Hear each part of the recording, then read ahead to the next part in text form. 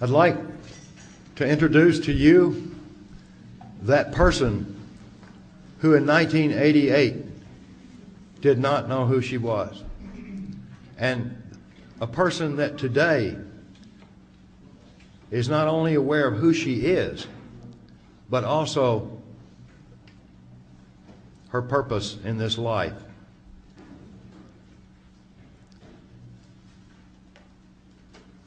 I would also like to introduce a person who changed my life forever. Cathy OBrien, thank you.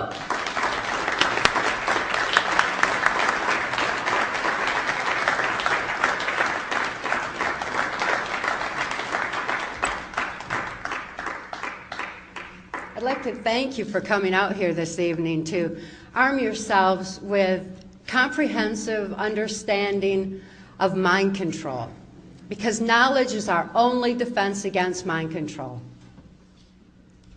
Knowledge is our only defense against it, which is exactly why it's being suppressed under the 1947 National Security Act.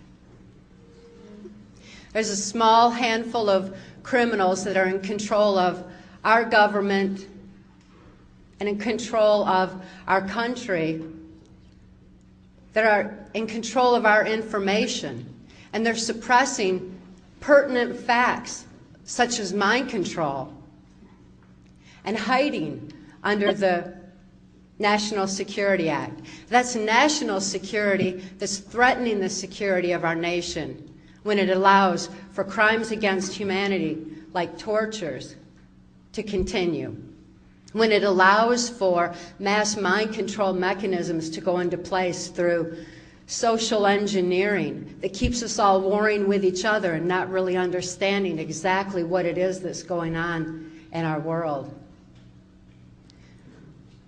We all formulate our thoughts, our opinions, and ultimately our actions based on what we know. And when our knowledge base is altered, we're left to superstition, conjecture, and ultimately fear. And fear is a strong basis for mind control, whether it's a kind of mind control that is the mass mind control over a whole society, or if it's the kind of absolute robotic mind control that I experienced under MK Ultra on a White House Pentagon level. I feel very fortunate to have recovered from my mind control victimization and to have a clear view of what's actually going on behind the scenes of what Adolf Hitler and George Bush termed a New World Order. It makes perfect sense to me what I'm seeing in society today, and the truth that set me free from the absolute mind control that I experienced can also set you free from any kind of fear that you're experiencing through what is happening in our society and in our world today. It can also free you from any kind of trauma that you've experienced in the past. It can also free you from information control that has left you wondering what in the world is going on today. I'd like to provide a comprehensive view of exactly what mind control entails based on my victimization in mind control and also my recovery from it. Because the mind-expanding abilities that I gained in my recovery process are abilities that each and every one of you would be able to use to gain a better understanding, to know what's going on in the world, and empower you to make a positive difference in your own lives and in your own walk of life, in your own society, your own family, and affect those that you love as well. In 1957, I was born into a multi-generational incest-based family. My father had been sexually abused.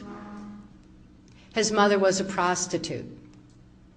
My mother had been sexually abused, and her father was military intelligence and ran a Blue Masonic Lodge.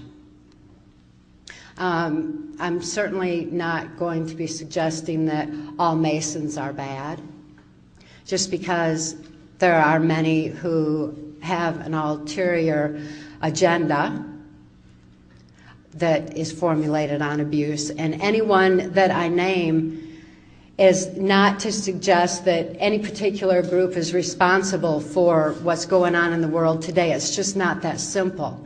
There's good and bad in everything, and it weaves in and out of society. And in my situation, I thought that the whole world was involved in abuse. And as a very young child, I had hoped that there was some place in the world where people didn't abuse their children.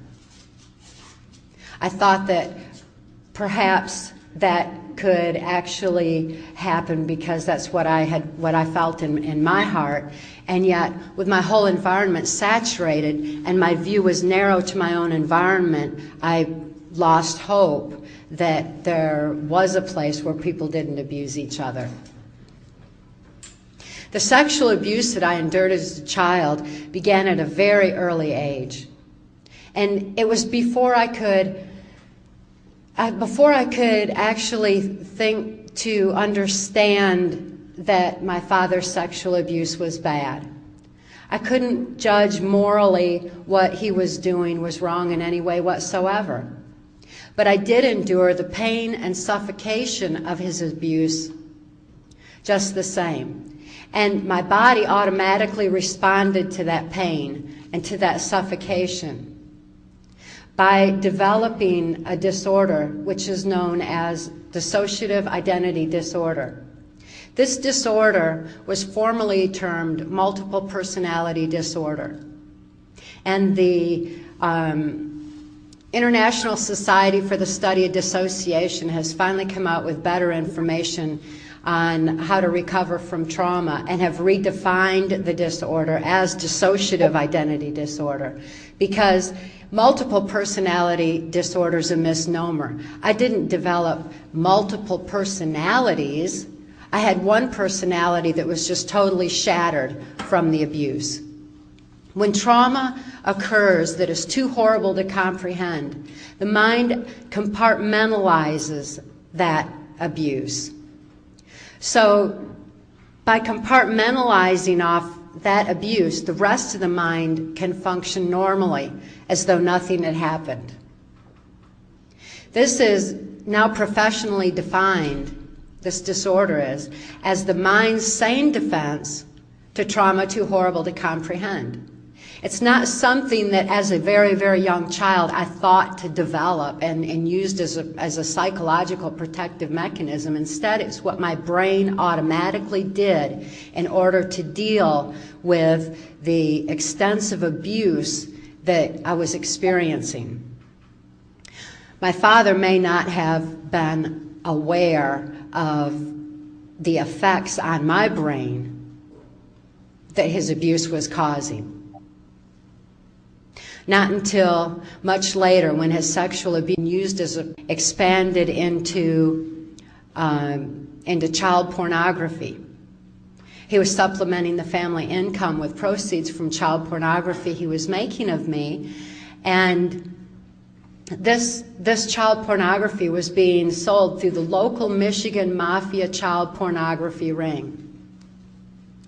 Well, back then, this was just right around the age of 6, so this was like now into the early 60s. And a local politician was actually sanctioning this child pornography ring in order to target children like myself for MK Ultra mind control.